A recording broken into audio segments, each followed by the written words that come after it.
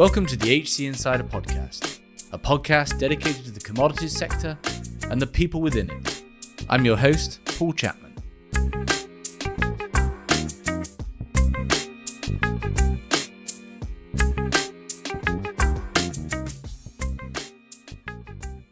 Today we're talking lithium iron phosphate batteries and their changing and growing role in the energy transition. What are they? How do they contrast against other lithium-ion batteries? What are the benefits and what are the trade-offs? And more broadly, how are chemistries changing to adapt to the needs and costs of this growing industry? Our guests are John Passalacqua, CEO of First Phospate, a mineral development company fully dedicated to extracting and purifying phosphate for the production of LFPs, and Isobel Sheldon. Isobel has been an early pioneer in the electric battery industry with deep knowledge in both chemistries and the supply chains, has been on the board of a number of organisations and is on the board of First Phospate. As always, you can support the show by leaving us a positive review on the platform you're listening on, and I hope you enjoy the episode. John, Isobel, welcome to the show. Hi, Paul. How are you doing? Good, thanks. Well, it's great to have you both on. So the discussion we're having today is around LFPs, lithium iron phosphate batteries, and their context within the broader lithium ion suite, and then cascading out to the broader lithium ion industry, the electrification that we're building in the energy transition. Isobel, you spent your career pioneering a lot of applications and battery technologies. Can you just help us, before we sort of dig into LFPs themselves and contrasting them, can you just, from first principles, help us understand lithium-ion batteries and kind of the suite of batteries that are out there today? Yeah, no problem at all, Paul, and thanks for the invite to come on the podcast. There's quite a range of lithium-ion batteries available for use in things like electric vehicles, and this is very much dictated by the kind of applications that you need to use these batteries in. So currently, one of the main focuses for the last 4 or 5 years has been energy density and increasing range, because that's what everybody's obsessed by when they go into a car showroom to buy a car, and trying to push that range up as far as possible so that people spend less time on fast chargers and can get to their destinations in a fairly timely manner, which is all well and good. But of course, the high nickel chemistries are quite a bit more expensive. And if you're starting to really look at 350 or 400 miles range for an electric vehicle, that tends to result in a very costly battery. And of course, the price point for the car is pretty high. So there's a range of lower cost chemistries that have either been in existence for a while. So LFP, or lithium iron phosphate batteries, has been around well over 20 years now. But they're really coming into vogue as the market's maturing and people are understanding that you don't need to go out and buy a 350 to 400 mile range vehicle when you tend to drive 20 or 30 miles a day. So you're buying a lot of battery capacity that you don't really need on a regular basis. So that's really driven quite a bit of optionality in the market moving forwards. And that's where the range of chemistries that are available are becoming really applicable to this electric vehicle market as it matures moving forwards. Great, because it is going to become relevant. What are the main chemistries out there, just briefly? So typically what you see in most cars that you've been able to buy over the last couple of years is what's called nickel, manganese, cobalt, NMC or NCM, depending on which way you want to put those elements around. And that started off in a 30% split between the nickel, the manganese and the cobalt originally, going back about 10 years. And the nickel content has gone up over time. So going from a 333 NMC to a 532 and then up to a 622 and an 811. And 811 is pretty much what most companies are focusing on commercializing and putting into production for electric vehicles today. LFP is, as I said before, has been around for about 20 years. It sort of fell out of vogue and out of popularity because everybody was focused on range. But now the price point question is really starting to be raised in many economies around the world. LFP is starting to gain a significant amount of traction in the market for those lower cost vehicles to improve the price point access that people want to see for electric vehicles. But of course, it has a deficit on energy density, typically about 170 to 180 watt hours per kilo for an LFP compared to in between 280 and 300 for a high nickel NMC. But there are also some other materials that have been in development to try and give even more optionality moving forward. So sodium ion is coming along, At the moment, that's around about 145 to 150 watt hours per kilo, so quite a bit lower energy density than the LFP. But also things like lithium sulfur have been investigated, which give you the option of going for a very, very high energy density. Could be well over 450 watt hours per kilo, but significant problems with actually getting that kind of chemistry to work in applications and have a cycle life that's going to be long enough for it to be used in an electric vehicle.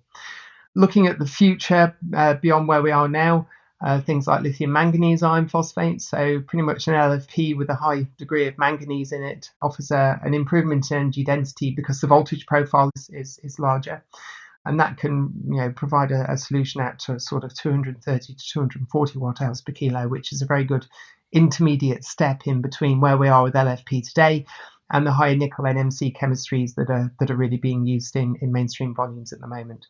Yeah, I want to talk about sort of battery attributes beyond energy density, but just for me and, might be one or two others who don't really understand it out there. Can you just help us understand a bit more about energy density? What does that actually translate into in terms of performance and so forth? So energy density is only one of the metrics we tend to focus on. There's sort of 4 or 5 that are quite important. So things like discharge rates. If you put your foot down in your vehicle, you expect it to accelerate in a certain way, and that can be very important for certain brand attributes, especially the high performance vehicles where you need the ability to deliver current as well as range. So power density is a really important one. Another one is cycle life, and this is where it gets really interesting. If you look at energy density over time for the passenger car market, it's been traded off against lower cycle life. So you have higher energy density and lower cycles.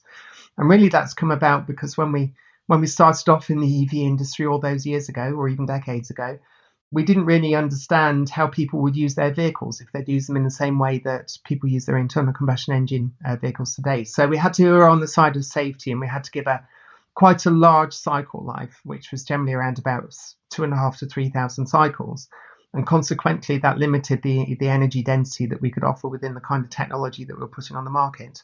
Now, as we've realized that people don't actually drive their cars any more than they do for a fossil fueled vehicle, it's not like they suddenly got guilt-free motoring, so they end up driving around an awful lot more.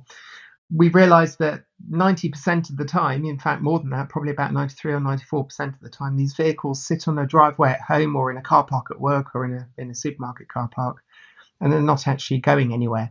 So we can really cope with that reduced cycle life because of the utilization of these vehicles are pretty low. However, when we get to things like commercial vehicles, they tend to be doing something at least 70% of their time, either driving around or being charged and delivering your parcels and delivering goods to shops to put onto the shelves. So the cycle life requirements for the commercial vehicle sector are significantly higher, and we really need to get to the 3,000 to 4,000 cycle level with those kinds of technologies so that we don't munch through the life of the battery too quick. You need a battery to last the life of the vehicle, which is sort of 8 to 10 years. And if you're using a 1200 cycle high nickel NMC type technology, you may be replacing your battery at year 4 or year 5, which, as far as the total cost of ownership is concerned, is not good for the companies that are earning their livings off having those vehicles on the road. So cycle life tends to be quite an important metric to focus on depending on the application that you've got. But of course, cost, that's going to be critically important moving forwards. And I think it's important to understand that we will use different chemistries according to different price points and the kind of applications that people are expecting to see when they go into a car showroom and buy their car, or they go to the fleet sales guys and look for a commercial vehicle. That's going to be really important. And certainly for the commercial vehicles, that total cost of ownership is going to be critically important to the market. I want to come back to cost in a moment. Can you just help us understand a bit more about, so am I right in saying energy density essentially pertains to range and discharge rates pertain to power and performance? And is that right? And what's the relationship between the two? So you're absolutely correct in that. And if you look at cells where we need to, or battery cells and battery technology where we need to have high energy density, typically you can't deliver high power at the same time because you need conductive elements within the cell that allows you to handle the current that cell is going to be providing. And the bigger the conductive elements in the cell, the less space you've got for the active elements that store the energy. So there's a a direct relationship between power capability and energy density. Generally, you can't do both at the same time. But recently, Tesla's been developing their 4680 cell that has a better compromise between the kind of power delivery that can happen within the cell and the kind of energy density you can contain within the materials you can fit in. And therefore, you get a better relationship between the amount of energy stored and the amount of energy density or range that you can deliver to those vehicles, which becomes really important as you move up the kind of vehicles into the powerful sports car type vehicles, or the top end of the general vehicle ranges where you've got a performance model. You don't really want to have a shortened range for those vehicles or a lower energy density because you're demanding more from the cell. But also you've got things like fast charge to take into consideration. So the faster we can get energy in cells, the better it is for the consumer, because they're not sat there having to think about eating a sandwich or buying a coffee whilst they're waiting for their vehicles to charge. And as you go up the price points in that vehicle range, the more expensive the car, the less keen owners are to sit on a charger for 40 minutes. So charge times need to come down. We need to have better accessibility to fast charge networks and probably higher power delivery in those fast charge networks so that we can actually maximize the opportunity of fast charging. And charging speeds is more directly related to that discharge rate, right? That's sort of the key bit there. Well, fundamentally, the enemy of any battery cell technology is going to be temperature. When we start getting that temperature going high, we start to end up with side reactions going on within the chemistry in the cathode material. We have side reactions going on in the electrolyte. And we have to stay away from those high temperatures as much as possible, because that's where a lot of the degradation happens. So whether you're pulling energy into a cell or you're trying to get it out of a cell very quickly, internal resistance and therefore what's called the I²R heating, if you pass current through something that's very resistive, it tends to heat up, means that you have to keep the internal resistance of those cells very, very low. But it also has impacts on the kind of chemistries that we put into things like the anode, because when we're charging, we're putting all of those lithium ions through the electrolyte, through the separator and into the anode. And the ability of that anode material to receive those lithium ions and receive the electrons that go around the different part of the circuit is pretty critical to make sure that we're not having problems like lithium plating, which can cause safety issues. So there's quite a lot going on within a cell when we're looking at these performance capabilities and criteria, and what we need to do engineering-wise to make sure that they operate as expected and safely. It's fascinating, isn't it? Because I think that complexity and interplay of trade-offs is not necessarily recognised just more broadly in the public. And I know you've been a strategy officer in your time as well.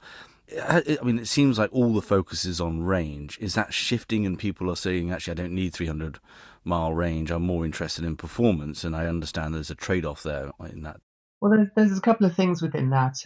There's a view that batteries are just batteries. In reality, they're not. It depends what you want to do with them. So that one size fits all, which is where the big six manufacturers have been focusing for the last 10 years, doesn't really cope with those edge cases or those additional vehicles where you need decent performance. And they're actually quite large market sectors. It's not the edge of the bell curve isn't vertical, it's a big long slope.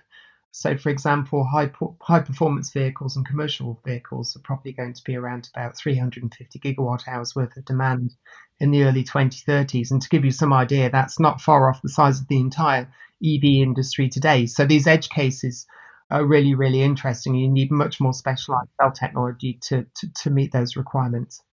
Yeah, interesting. Okay, one final piece of the puzzle before we sort of move on to the broader context of LFPs. When we talk about cost, what are the sort of the units we're looking at here? How do we define that? So generally, it's defined as $1 per kilowatt hour, and one of the metrics that the battery companies have been aiming for is to get a system at a pack level that costs less than $100 per kilowatt hour. And typically you will have a cell within that, and probably somewhere in the region of $65 to $75 per kilowatt hour, depending on the chemistry and how it's manufactured. And then the rest of the elements are things like cooling systems, battery management systems, the casing that goes around, the connectors and the contactors inside. And that's really considered the price point level at which you get parity with internal combustion engine vehicles. So the lower we can get that cost, the better. And if I go back to when I started my career in batteries, we were, $700 per kilowatt hour back in the early 2000s. And that's just for a cell, whereas now we're looking at somewhere in between 70 and 80. Well, certainly before the pandemic and before the increase in the lithium price, we're certainly heading towards those kinds of levels. It's a little bit higher these days. It's hovering around about $100 per kilowatt hour, and just at the cell level. Then you've got all the other stuff like pack and BMS and thermal management on top. So we're not quite there as far as cost is concerned yet. But we do have some value drivers that we're all looking at, in increasing the supply of those materials in the marketplace, in improving the capacity in the refining of those materials, and the midstream processing, which will all help to drive that cost down as much as possible. Yeah, I mean, that's a complicated story we've covered a few times as well, right? Because you're also layering costs by moving away from a more efficient global model, given the background geopolitical tensions and so forth. But I'm sure we'll get there. Okay, this has been excellent, Isobel. Can you just now for us contrast LFPs, lithium iron phosphate batteries that obviously may have a small amount of manganese, as you mentioned, but are losing that nickel and cobalt? Where do they stack up against their nearest competitors? And it seems like they're growing dominance in EVs and other use cases. Well, as that market matures and people realize they don't need to have these really massive capacity packs for their daily lives, and they're starting to realize that a reduced range battery could be a very good buying option for them. So an LFP battery of around about 170 to 180 watt hours per kilo is giving you just a little bit under 2/3 of the capacity of the latest and greatest longest range battery packs. So that's an attractive proposition, really. It's an easy way to reduce the cost. The other advantage of LFP batteries compared to high nickel materials is that you can, on a more regular basis, you can charge them up to 100%, because the cycle life of those cells is a lot higher. Whereas typically, if you own an EV, you want to be restricting your charge rates to about 80% and only charging up to 100% when you need to go long distances, and that protects the life of the battery. So some of those problems disappear as we go into LFP. And it's also much safer as a technology too. It's less volatile than the cathode. It tends not to go into thermal runaway. The high nickel materials do have the risk of doing that. And the kind of temperatures of decomposition that enables that to happen are about 1,000 degrees for an LFP. And if your car's at 1,000 degrees, I would probably suggest you've got other things to worry about. Whereas with the high nickel material, it's around the mid 200s, and those are the kinds of trigger temperatures that you can get to fairly easily if something goes wrong. So it's a bigger picture than just cost. It's about price point, of course, is important, but longevity is really important. And then you're putting less engineering around the battery pack with an LFP cell, because it's fundamentally less volatile than a high nickel material, and that can deliver reducing cost too. Thanks for that. What are beyond kind of this range, what are the downsides in terms of LFPs? Are they typically larger, heavier? I mean, is there anything that's sort of on the flip side? Yeah, well, energy density is measured in watt hours per kilo if you're looking at gravimetric, or watt hours per litre if you're looking at it volumetrically. So if you've got a gravimetric energy density that's 2/3 of the highest available chemistries, then you are going to have a battery that's going to be bigger for the same capacity. But of course, what you wouldn't do is you wouldn't make the battery larger to make the same capacity, because as that market matures and people expect less range for their daily cars, you can actually use the same size battery pack, and the hit in the energy content of that battery and the lower range that results will become less of a problem. So you can engineer packs to do lots of different things, and of course if you look at some of the cell to pack technology that's being developed, particularly in China recently, they've taken advantage of the improved safety and the reduced engineering requirement to protect against thermal runaway to pack the cells much closer together. So volumetrically, they can still achieve some really good pack level energy densities, not have a nightmare with safety, but also take advantage of that 20% price benefit you get by using a cathode material. I mean, an LFP cathode material. In theory, people think it's an awful lot higher, the discount from moving from nickel to LFP, but because you don't have the energy content, and energy density is your friend as far as the cost of your cells is concerned, it means that the cost of everything else goes up because you've got less unit energy in each cell. So rather than being a 40% reduction in price, it's more like a 20% reduction because you need all of the other things to go in the cell, and that doesn't change much. Thanks for that, Isobel. I think that's given us a great grounding and fascinating understanding of the breadth and sweep of batteries out there and the attributes that we should be looking for. So, John, can you give us a bit of the history of LFPs in major applications like EVs? What's been the trend line, not only in Vs, but also in other applications as we solve intermittency, etc.? Yeah, so when we look at LFP, it's really been started and commercialized mostly in China. And so, it's hard to get a perspective from the Western world as to, where it is and where it could be going. We really need to look at China, and we always have to understand that, China is leading in terms of adoption, in terms of the size of market, and in terms of the technology. So if we do look over at China, we'll see that, I believe that almost 50% of vehicles are running on LFP in China, if not more. And it's mostly when you start looking in the sectors such as commercial transportation, buses, lightweight trucks and such, I mean, that's almost 100% of what is being used in China for those kind of applications for various reasons. So then when you fast forward to us and you see that, now LFP is really starting to take off in North America, you kind of have to look at those trends and assume that they will follow here too. And then you have to kind of ask yourself, why are those trends taking place? And I think Isobel pointed out many of the reasons why.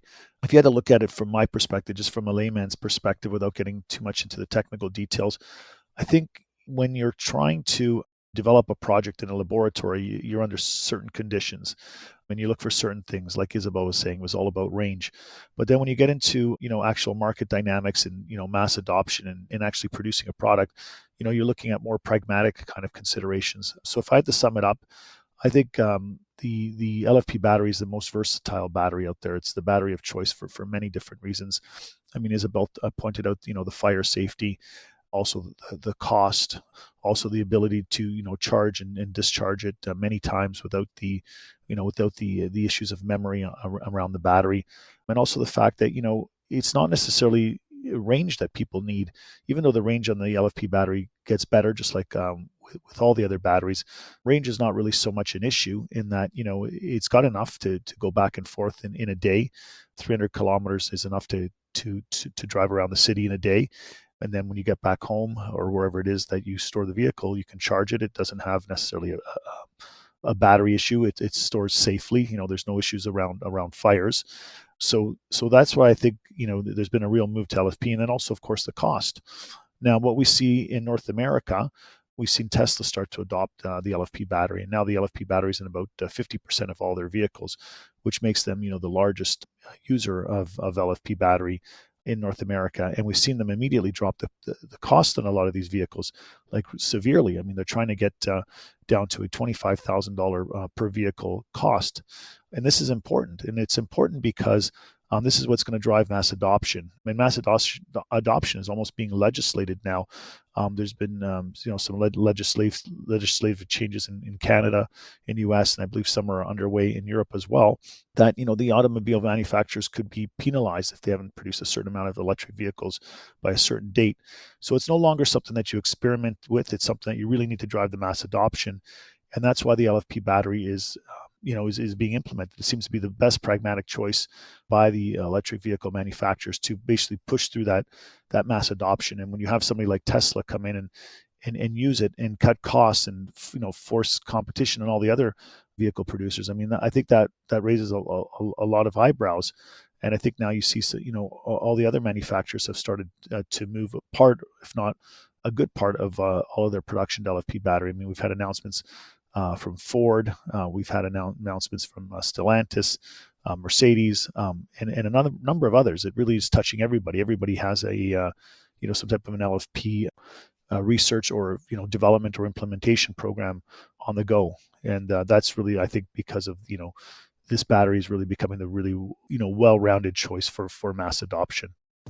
The HC Insider podcast is brought to you by HC Group, a retained search, intelligence and advisory firm focused solely on the global energy and commodity sector. with 6 locations across Asia, Europe and the Americas, and over 50 consultants. To find out more, go to our website, hcgroup.global. There, you can also sign up for our HC Insider content for more interviews and white papers on relevant trends and talent impacts in the commodities world. It's interesting. I was having a conversation yesterday with a senior figure within a European energy company who was saying how actually we all thought we were going to drive electric vehicles like we do internal combustion engines vehicles, and actually we don't. Behaviours are changing in Norway, in particular, where this conversation was based, and actually people are driving, stopping more often. The nature of sort of road trips is changing, and range. It's fascinating how range, which has sort of seemed to be the be-all and end-all of any discussion around a car, is perhaps isn't, as you say, it's going to be more focused on other attributes like battery lifespan, cycling times, charging times, and all this piece that actually, plays in. So that's fascinating. What about the utility scale pieces? LFP got a role in, that is a huge lift that's going to need to be done to solve for intermittency. Yet at the moment not really figured out, too expensive, etc. Is LFP have a designated opportunity there too? Maybe I'll let Isobel answer that one. Yeah, so when you're looking at large scale energy storage, and there are certain trends in the market, you've got the opportunity to time shift renewables, because we know that renewable energy doesn't always happen when we need to satisfy the demand. If the sun's not shining or the wind's not blowing, we need to get it from somewhere. So intermittency is one particular problem. There was the frequency regulation market that was quite popular, but also arbitrage. Buying the energy, storing it, and selling it back when it's cheap, or buying it when it's cheap and selling it back when you can make a profit. And that round trip efficiency for large scale energy storage can open up some really interesting opportunities. And really fundamentally, if you're building very large scale chemical energy storage systems like batteries, you want it to be as safe as possible. And that's where the LFP really comes in as a major win for the industry. If you have a couple of gigawatt hours worth of energy storage going up in flames because there's been an incident, that can be a real crowd pleasing moment. Whereas if you're using a LFP, in comparison, you've got far less risks and much less volatility within the system. So LFP has got a major role to play within stationary energy storage. This is where sodium ion is coming as a potential solution as well. But that's, as we roll out and deploy these stationary energy storage solutions, we need to have access to low-cost cathode materials. They need to last a long time. They need to be fundamentally safe, and that's where LFP really, really wins in that particular market. Yeah, so let's move on to that. So we had Henry Sanderson on talking about Volt Rush. We covered this a number of times. It's interesting, by the way, you mentioned trading around batteries. We had one of our early episodes, we had Aaron Lally on talking about just that. How significant is it, Isobel, that nickel and cobalt, I know manganese might possibly be there, but those cathode materials are not present? What does that mean for, taking aside cost, what does that mean for scalability? What does that mean for other challenges around environmental degradation? What does that mean for supply chains? Can you just talk to that a bit? So it's really interesting, actually, when you look at the material supply chain as it's happened over time. I don't think anybody would claim that it's been planned and all the dots have been joined correctly over the last 20 years. So cobalt remains a problem for the battery industry. Got the artisanal mining issue within the Democratic Republic of Congo. There are some companies that would like to turn their back on that region of the world and not buy that material. I personally think that would be a mistake, because if we just stop buying that cobalt, we throw a load of people out of jobs and they can't feed their families and educate their children. So I think it's more about a need to work with the NGOs on the ground and work with the governments in Africa to make sure that working standards are improved. So moving away from LFP, gets rid of the cobalt question, but it doesn't solve the cobalt problem for the people on the ground in those particular countries. Also, we've got a challenge with a lot of the nickel being used in the world, especially here in Europe, coming from Russia. And it's not one of the sanctioned materials within Russia at the moment. So we're continuing to buy that nickel material. And thinking about things like phosphoric acid, which is important in the LFP manufacturing, which is why we're talking to you today, still a proportion of that comes from Russia too. So we need to have the ability to diversify these supply chains to make sure that we're not reliant on the next area that's going to be a problem in the future, and we have the ability to deal with those problems and resolve those issues without affecting this decarbonisation transition that we're all really intent on seeing through to the end, because at the end of the day we've only got one planet and we've got to look after it. So I think that picking through those sensitivities in the marketplace and making sure that we really start to lift all boats as we benefit from this energy transition moving forwards is going to be part of the imperative the industry that really needs to take to heart, to make sure that everybody benefits from this rather than just certain countries that want to dominate those supply chains. Yeah, absolutely. Well, maybe that's an opportunity to turn back to you, John, and talk about, I guess, the phosphoric acid supply chain and what it's used for and where it comes from. Yeah, so that's a big topic. I guess what most people don't realize is that for lithium iron-phosphate batteries, the phosphate is, not just a regular phosphate that would, go into fertilizer. People seem to think that because it's lithium and then iron and phosphate, that because iron and phosphate are thought to be abundant on the planet, that we could make an abundant amount of batteries. And that's not true because firstly, the iron that goes in has to go in either as an iron sulfate or as an iron powder. And, so it's got to be refined to that level. But even more so on the phosphoric acid side, it's just not normal phosphate that goes into the battery. The precursor is phosphoric acid, purified phosphoric acid. And to get the purified phosphoric acid, there are a number of steps involved. And it depends whether you're dealing with sedimentary phosphate or igneous phosphate. So, what our company has, First Phospate, is, igneous phosphate. Igneous phosphate is only 5% of the world's phosphate. And within that, there's, a 1% that's even the purest, which is the igneous anorthosites in Quebec, which we have. So, and then everything else is sedimentary deposit.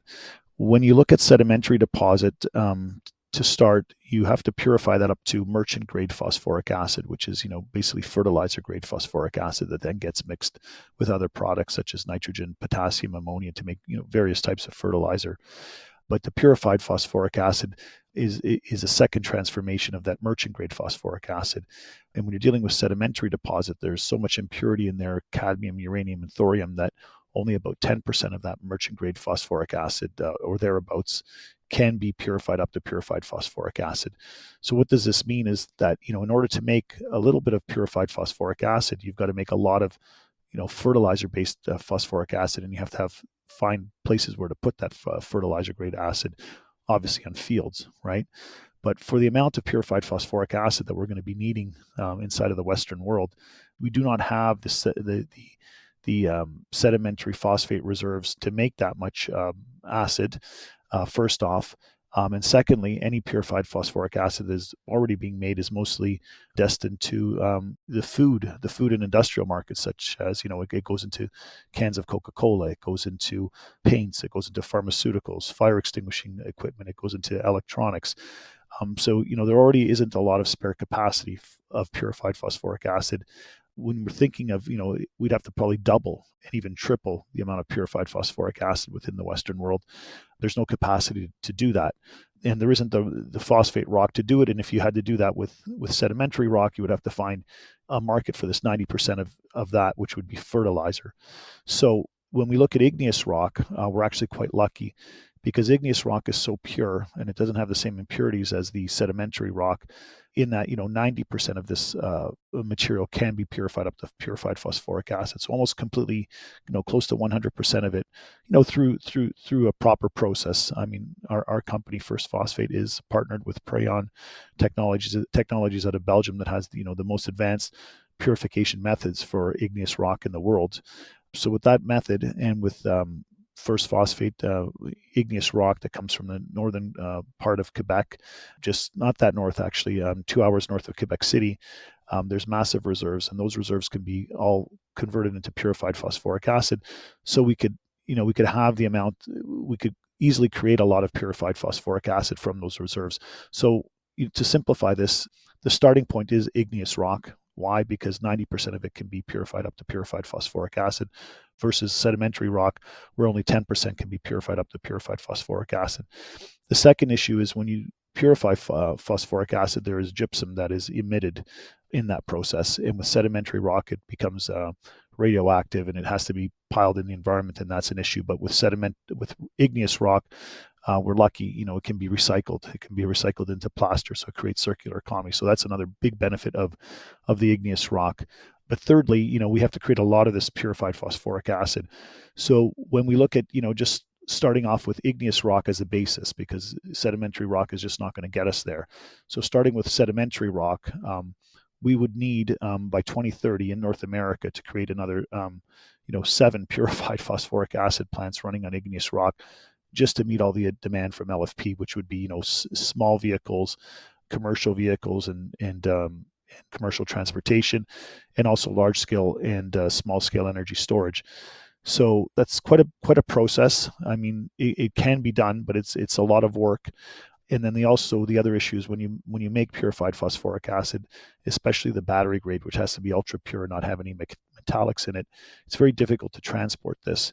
So all of this requires, a really important plan. The plan that we're putting forward at First Phosphate is to, turn the port of Saguenay in Quebec and the Saguenay-Lac-Saint-Jean region of Quebec, where the igneous rock is present, into turn it all into the LFP battery valley of North America, where purified phosphoric acid could be made, and also the lithium iron-phosphate cathode active material could all be assembled all in one spot, make it easy, reduce the contamination risks, and also keep down the carbon footprint. So I guess when we talk phosphoric acid and we talk phosphoric acid in North America, I think it requires a real plan. We just don't get there by, scrapping together a few thousand tons of purified phosphoric acid that we find here and there if we're lucky, but it really requires a plan on a continental scale. It's doable, but that's where we stand on purified phosphoric acid, which I believe that this is kind of the linchpin that either, makes the electrification of the continent possible, or it doesn't. And then Europe would need to have a similar plan. It's a little bit easier for Europe with the purified phosphoric acid because it's got Morocco next to it, and Morocco creates a lot of fertilizer from its sedimentary phosphate stock, so it is able to produce a lot of purified phosphoric acid. So it'll be a little bit easier for Europe, perhaps, but North America and Europe really require a massive plan for this. Yeah, and who are now in unspoken competition, given the IRA and the Critical Raw Materials Act in the offing. Where does this sit in sort of the policy support from the IRA? I know that's US based, but there's obviously a goal here that the stuff comes from Canada, that the work comes from Mexico, and the stuff's assembled in the US. I mean, ideally in their mind, but is this recognized as a critical supply chain that's going to be needed? So it's interesting. Phosphate is on the critical minerals list in the EU. It's on the critical minerals list of the province of Ontario. We believe that it should be coming on shortly as a critical mineral list in the province of Quebec, we hope. There was recently a bill put by the Senate, I believe, a few days ago, on recognizing, this is the U.S. Senate, on recognizing phosphate as a critical mineral for the U.S. And I know that there's debate and lobbying going on in Canada, and perhaps in 2024, when they do the update, it might go on there, but we don't know. Nonetheless, the big issue is phosphate is depleting all over the world. Phosphate is essential for life. It's essential to feed human population. The expansion of human population between the 1960s and today has been in large part due to phosphate. There's a direct correlation between the number of people on this planet and phosphate, if you know where I'm going with that. So by 2100, just the amount of phosphate that we need just to continue to keep the planet fed is large. And if we don't have it, there's going to be starvation, unfortunately. And it's not a nice word that we like to say, but it just is the harsh reality of this. And all of the phosphate in all of the countries of the world, other than Morocco and a couple others in the Middle East, there's no more than 10 to 30 years of this. So a big issue is the competition now between the needs of the battery and the needs for food and fertilizer. But as we said earlier, only not 10% of the phosphate in sedimentary rock, which is mostly what all the countries of the world have, can be converted to purified phosphoric acid. So by and large, it has to remain, the reserves that are there remain fertilizer and food based. So what is really important and strategic about these reserves that we have in the Saguenay-Lac-Saint-Jean region of Quebec is that they're offline, they're not online right now. So if they come online, they're not really competing with anything. and that they can make a lot of purified phosphoric acid specifically for battery use. So in doing that, we bring online deposits that are optimized for battery, that are not in competition for food, that have good ESG credentials around them because they can be fully recycled. The gypsum can be fully recycled. And so it is really the only solution for North America. There really is no other solution if North America is serious about LFP battery, which it says to be.